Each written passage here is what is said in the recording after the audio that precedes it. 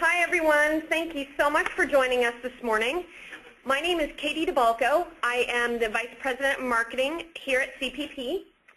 CPP is the publisher of many assessments that are used within talent management. Hopefully you're familiar with them. The Myers-Briggs Type Indicator, the CPI, the FIRO, the TKI. Those are just to name a few of our leading assessments. When we learned that Aberdeen Group was going to do some in-depth research on how best-in-class organizations use assessments, we were really, really excited because, as you can imagine, we are the people development people and publishers of these leading assessments, and we really believe that assessments, when they're used correctly at the right time and the right point within the talent management life cycle, we really believe that they can have a tremendous effect on the performance of individuals, of organizations, and of teams. So today, Molly Lombardi from Aberdeen is going to share the research that we were so excited about and participated in. And she's going to share how that research panned out. And we're also going to hear from Bob Wygand and Tanya Markovich, who are with St. Luke's Hospital and Health Network. And they have built a formal assessment strategy that has resulted in some great impacts for their team and their leaders. I know you'll enjoy hearing from each one of these folks today. So a bit more about each one of them before we get started. Molly is the Senior Research Analyst in the Human Capital Management practice at Aberdeen. She has surveyed and interviewed thousands of end users to better understand the key challenges facing today's HR and talent management leaders, as well as uncover best-in-class strategies, capabilities, tools, and technologies they are using to address those challenges. Bob Wygand is the Director of Organizational Development for St. Luke's. He's responsible for assessing potential leaders, coaching leaders in their organization, and assisting in the design and development of leadership development initiatives and working with their teams. And finally, Tanya Markovich is the Director of Workplace Initiatives for St. Luke's. She operates as an internal organizational development consultant and coach to the St. Luke's leadership team. Before I turn it over to Molly to get started, I wanted to let you know that we will have a little bit of time at the end for Q&A. And if you have a question, you can go to the dashboard on the right-hand side of your screen and click on the Questions tab and just type in your question, and we will get to as many questions as we can at the end. So without further ado, Molly, I'm going to hand it over to you. Great. Well, thank you so much, Katie. I'm really pleased to be able to be here with everyone today. As Katie mentioned, back in March, my colleague Jason Saba and I conducted this research that we're going to share with you today, looking into the use of assessments. And really, we wanted to understand broadly how are organizations using assessments, what's the benefit of using assessments, really what are organizations doing to make assessments a really valuable part of their talent management activities.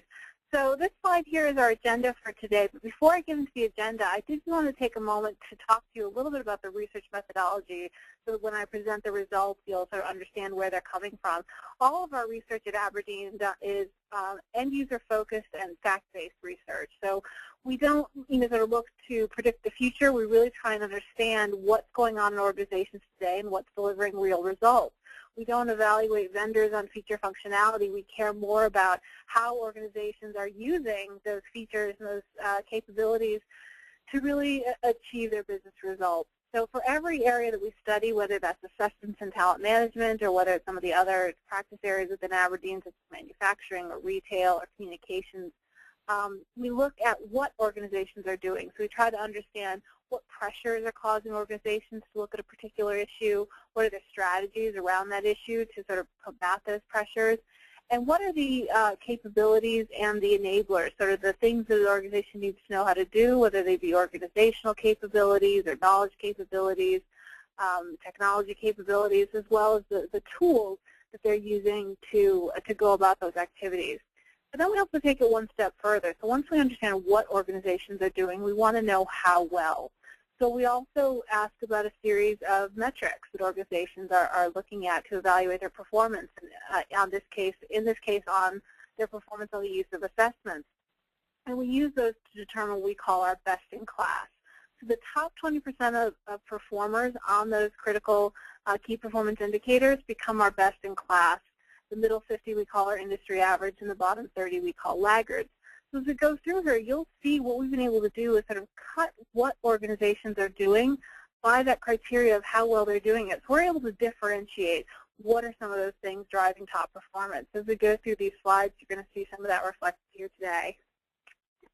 And as I was thinking about how to really, go about sharing our research as well as sort of bringing it to life with what Bob and Tanya are going to share with you from St. Luke's, I sort of divided it into 3 buckets, if you will. So we're going to talk about thinking there. If you're just thinking about using assessments, if you're thinking about how to start or what's important, you really want to share with you some of the data we have around using assessments as a foundation for talent management and for talent decision making. We want to talk about sort of getting there, and that's where a lot of the journey that St. Luke's has been on will be shared, and sort of what tools you need for the journey, and then really how to ensure the sustained results of using an assessment program effectively. So if we go on to the next slide, the first question we ask in our research is, why are organizations pursuing a particular topic? So we want to ask, why assessments? What are the pressures causing organizations to look to the use of assessments?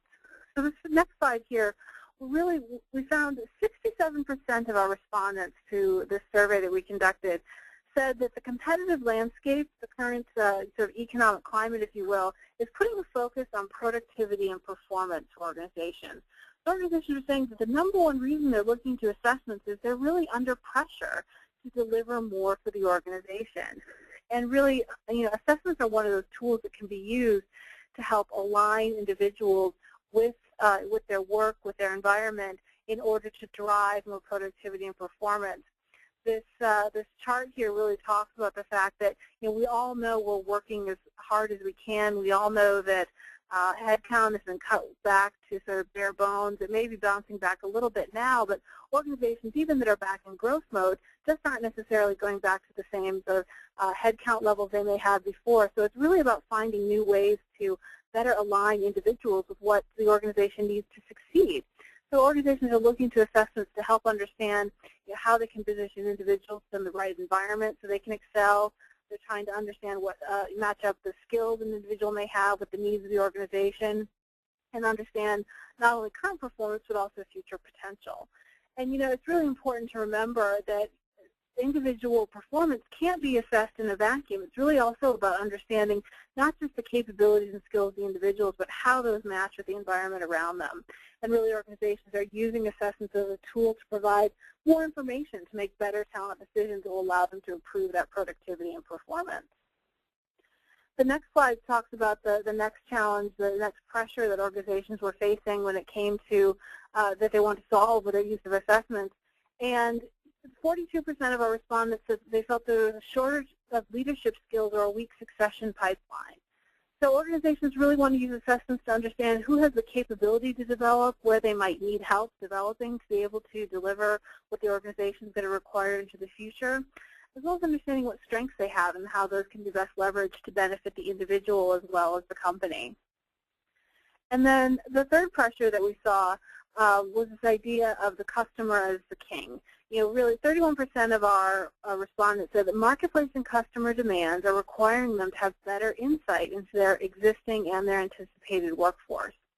So as organizations get better about understanding what it is that their customers need, talent leaders really have to get better at being able to match up to what it is the organization requires and be able to, prepare employees to be able to deliver on that, whether that's in selection or that's the development process, or you think about succession, really being able to form strategies that help them make sure that their staff is equipped to deliver on what it is that really drives your business forward, how your organization makes money and how you remain profitable.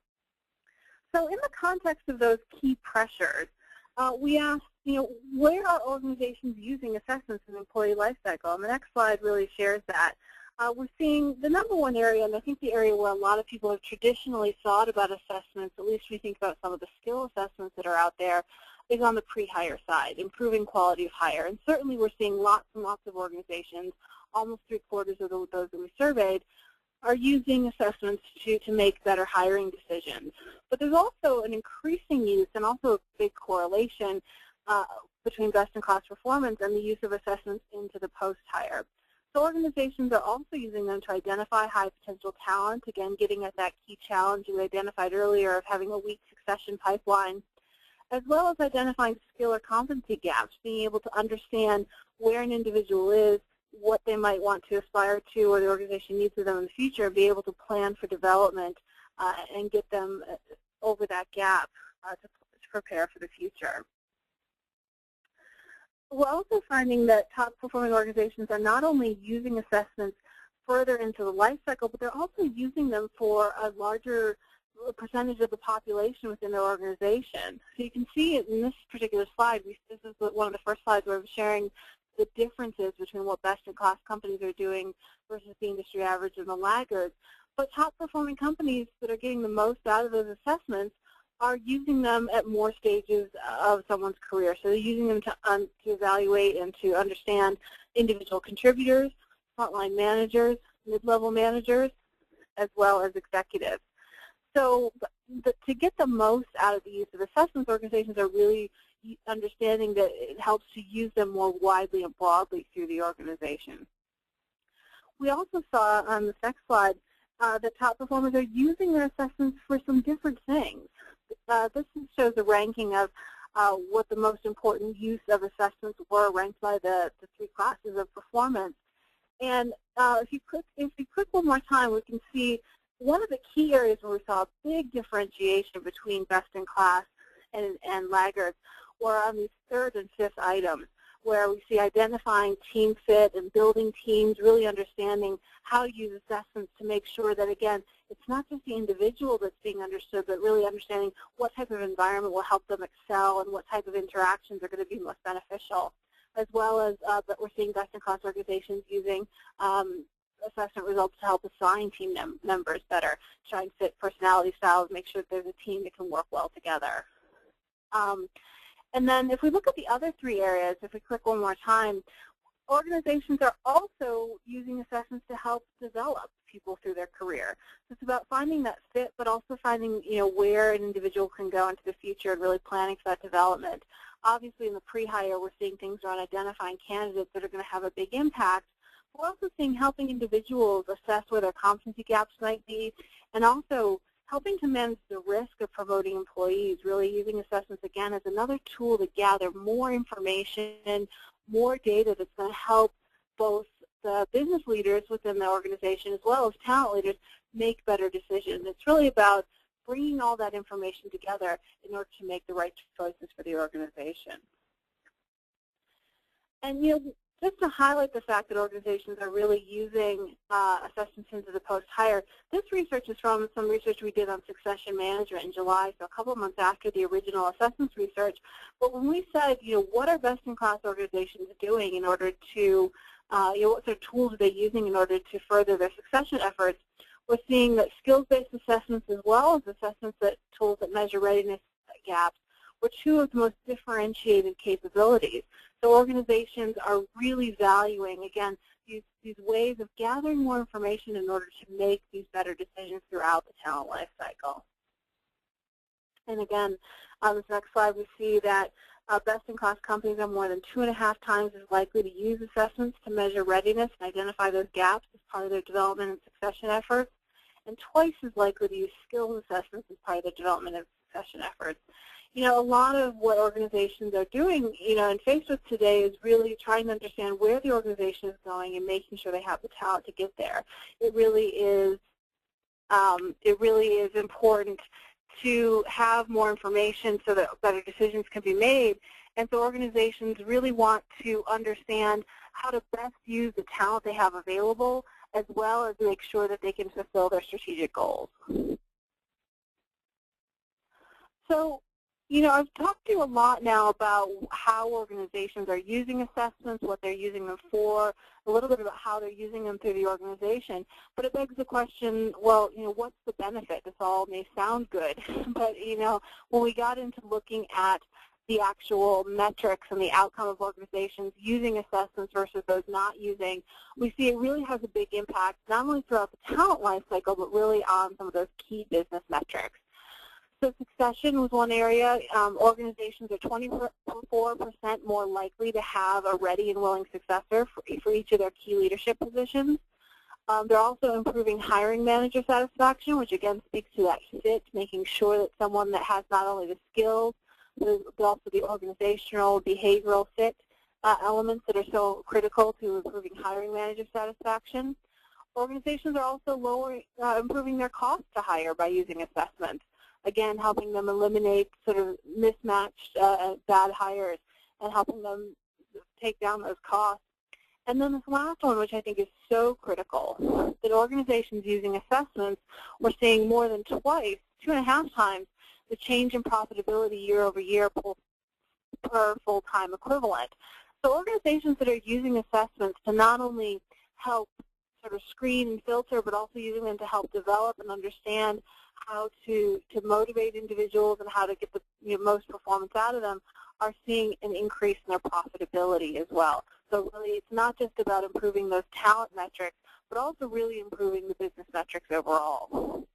And on the next slide we see not only is just using assessments important, but really getting good at using assessments. The best in class are seeing even greater benefits in terms of the reduction in cost and their changes in revenue and profitability per full-time equivalent. So even if you're just starting out, starting to use assessments can have a big impact on your organization. But hopefully some of the things that we're able to share with you here today that you're going to be able to learn from Bob and Tanya, if you're already using assessments, can help you sort of take it to the next level and really move towards best-in-class performance, because it can have an even greater impact on your organization. So with that, I'm actually going to turn it over at this point to Bob, who's going to share with you sort of the beginning of the journey at St. Luke's Healthcare, and really, just the way I can kind of set the stage for you from our Aberdeen research in terms of what organizations what pressures were forcing them to look at the use of assessments. Bob's going to walk you through the story of St. Luke's and sort of what prepared them to undertake this journey of utilizing assessments within their organization. Bob? Thank you, Molly. Thank you, Molly. I think one of the things that crossing a number of disciplines and a number of jobs today is the first bullet point here that really identifies that at the point in time that we started this process in 2000, healthcare in general across the country, as well as other industries, were facing a number of operational and really difficult issues. For us, there were issues of retention, cost containment, and patient satisfaction. And as I looked at this slide in preparing for today, I thought, really not a whole lot has changed in a decade. We're still looking at those same operational issues. We still have retention issues in some cases, but cost containment in healthcare, and I'm sure in other industries, is still very relevant. And as Molly mentioned earlier, for us, it's patient satisfaction. In other areas of other industries that are out there, I'm sure it's customer satisfaction. This was an early driver for us to jump into this whole process of learning how we can do some things better in our organization. So charged by our CEO back in 2000, our Senior Vice President of Human Resources was given the task of really establishing a leadership steering committee, and that was born out of our organization. Our organization employs 7,200 people and has approximately 540 managers, and out of that group, our Senior VP of Human Resources selected a group of 12 people to sit down with him and begin to take a look at, essentially, where do we begin this process? And it started with, we thought the best way to go about this is really to take a look at some best practice models around the country in our industry. So that's what we did. We looked at a hospital in Ohio and a hospital down in Pensacola, Florida, who were considered best in class around the whole idea of customer service. And there were field trips taken to both places. And at that point in time, we discovered a lot of the things that they were using to help deploy to their staff, to their leadership team, that would help them make some significant gains. And these organizations were leaders in the country and continue to be in the area of not only customer service, but delivery of care to both families and patients.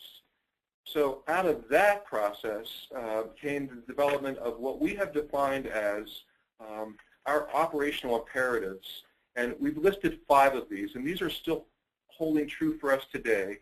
In our world, we'd call them the 5 points of the star. In other worlds, they call them 5 pillars. You may have heard this model out there before.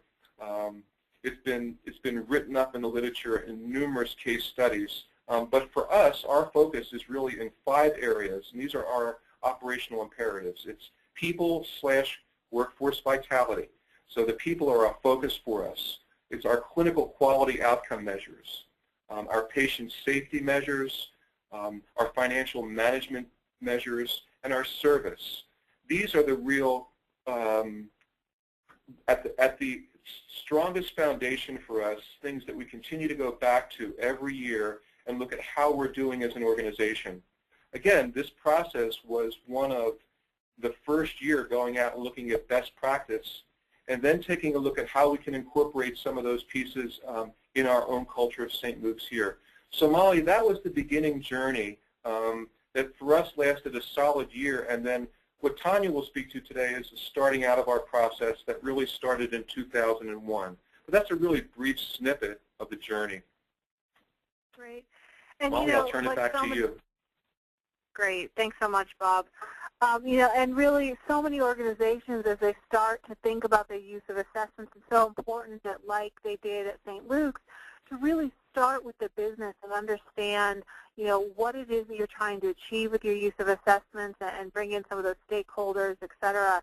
And this next slide really, from our research, demonstrates the key capabilities that best-in-class organizations have in place. And you can see some of the elements that Bob and his team there at St. Luke's were starting to put in place as they began this journey into their use of assessments to improve their talent initiatives.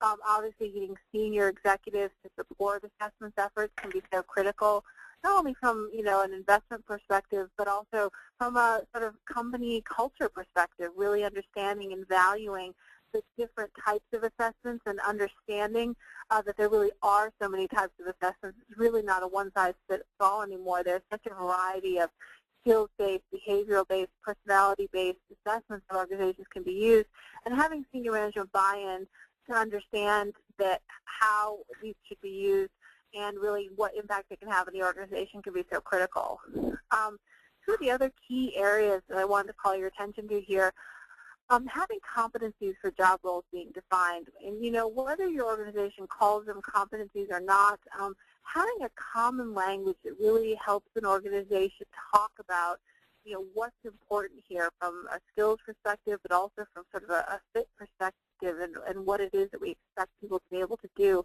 is so critical. And really we found in our research becomes some of the groundwork to becoming, that framework against which people can be assessed. It becomes a way to communicate to a recruiter and a hiring manager what a job requires on the pre-hire side. So assessments can be used for filtering. It can be used to describe the leadership capabilities for someone doing succession planning. So really, that's such a critical component. It's also important to help employees understand how assessments are conducted and interpreted, so that there's not a level of fear of, that this is some sort of punitive thing when assessments are done. Because again, we're seeing it being so useful in the pre and the post-hire. It's not sort of a job application type of thing that most best-in-class organizations are using assessments for. It's really an ongoing tool to gather information and help individuals and organizations develop. It's also important to make sure that HR and managers understand how to apply those results. And critically important is understanding and having someone who's a qualified professional able to help interpret those results. So it's about understanding, again, that there's such a variety of assessments that can be used and they have such different outputs. Understanding what's the appropriate assessment for the goal that you're trying to solve for the business at that particular time. And on this next slide, I just wanted to show a little bit of organizations that are using assessments to measure readiness and gaps to sort of understand where they stand on competencies and where they need to be in the future. It has a big impact on performance. They're retaining high potentials more. They're helping get new leaders productive more quickly. They're helping newly promoted leaders achieve those first performance goals and improving bench strength. This research, again, came from our succession research, but, when we asked about the use of assessments in succession, it really was just so important to helping move the dial on so many metrics that are critical to succession. It's important to keep using assessments post-hire and really understanding the developmental impact they can have. And on the next slide, we see, again, some of the business metric impact of organizations that are using assessments in their succession process. So at this point, I wanted to turn it back over, and I think Tanya's going to take this next slide and really talk about, given the platform that St. Luke's had in terms of their business needs, exactly what it is they did and how they started to apply some of these assessments to help them achieve their goals. So, Tanya? Thank you, Molly. So as Bob mentioned previously, in 2000, our Leadership Steering Committee was formed to generate solutions for some of those challenging business problems that we were facing. And so after developing those 5 operational imperatives, one of the first areas that the committee selected to focus improvement strategies on was around that people imperative.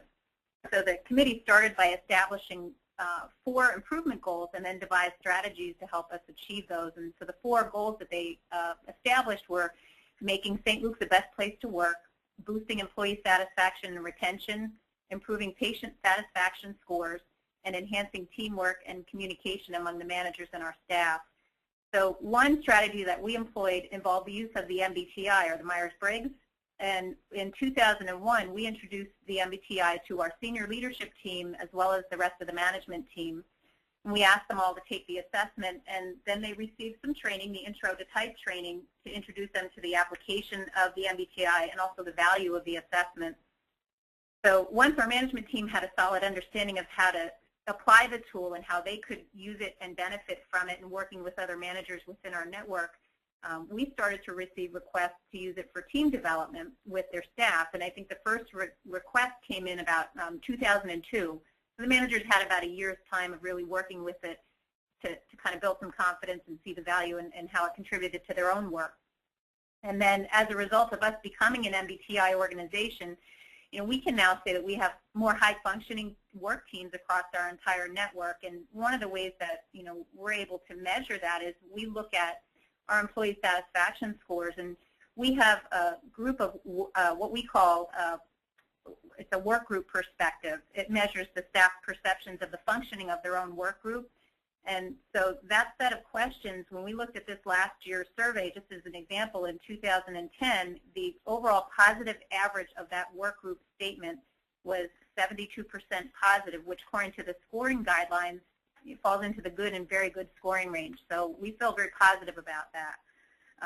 And then, of course, if we have more high-functioning work teams, that also allows us to see better patient satisfaction scores, which we've seen a consistent increase over the years since we've implemented the Myers-Briggs with our managers and with their teams. So then in 2004, we began using the CPI 434 to help ensure that we were hiring leaders who fit our culture and also able to demonstrate our core leadership competencies. So typically what we would do is after screening an applicant pool, and conducting those initial interviews, we'd ask the top 2 or 3 candidates applying for a position to take the CPI. And then our HR recruiters and our hiring managers were trained on how to interpret the CPI, and then they will use that data as a foundation for developing behavioral-based interview questions that are aligned to the behaviors that we expect in our leadership competencies. So it helps them to conduct a more robust interview process and make sure we're really hiring for fit and getting the right leaders in our organization. I think it's really important to note here, though, that we don't use the assessment as the sole determinant in our hiring process. It provides us with an additional piece of information that helps us, to measure the leadership skills of the potential new leader for us, but it is not the sole determinant. So I just want to make that point clear. And then in 2005, we started to use a combination of assessments to help drive our leadership development initiatives. So to take it one step further with our coaching process with our new managers, our support and development programs that we provide for managers, our emerging leader program, all of those things, we use the CPI along with the Myers-Briggs, the FIRO-B, the Thomas Kilman, and then we also use a few other assessments, EQ, critical thinking assessment, a 360 evaluation, things like that. So leaders that are engaged in our leadership development programs then are assigned an OD coach. They commit to one-on-one coaching programs that can last anywhere up to 6 to 12 months. But we really use the results from those assessments as the foundation for that. They build some self-awareness related to their own leadership approach, and then they apply that knowledge to maximize their leadership strengths, and we have them create leadership development plans to improve their effectiveness. And so that's kind of a quick snippet on how we've applied those assessments and how they've created some value here in our organization. Molly, I'll hand that back to you. Great. And one of the things that I think is so great, actually, maybe if we want to go back to the other slide, about the story at St. Luke's and what Bob and Tanya and their team and really their whole leadership team have been able to do with how they've applied sort of their assessment strategy in conjunction with their talent management strategy is, they had some really clear goals. They knew as an organization what they wanted to do. They had clear lines to how their people strategy could support that. And then they selected the right type of assessments to be able to help them get at those goals, which I think, again, we're seeing the research as being so critical. And they were able to use those assessments to help them align for performance. They also then used them to, filter and screen for fit as they brought new leaders in, developing leaders to fill the pipeline, one of those key challenges that we saw from the research. And, Tanya, I also really would appreciate what you said about the balance, because as much as I'm trying to, hit home with the fact that, assessments can be so important, again, they become, one of the tools in the arsenal. They can be very, very important and have a big impact, but they're a piece of the puzzle as well when you think about both hiring and development. So it's important to keep that in mind, as well as sort of the appropriate use of them. And we're going to talk about that a little bit as well. But I wanted to, again, talk a little bit about that competencies, creating a common language, about having that understanding so that as an organization, you know what you value, you know what your goals are, and you're able to then use them to select the right kind of assessments that are going to help you find the people that fit with that. On this next slide, we asked in our research where competency models are integrated with the talent management process. So we said, if you have a competency model, is it integrated at any or all of these points in the employee life cycle? So you can see, performance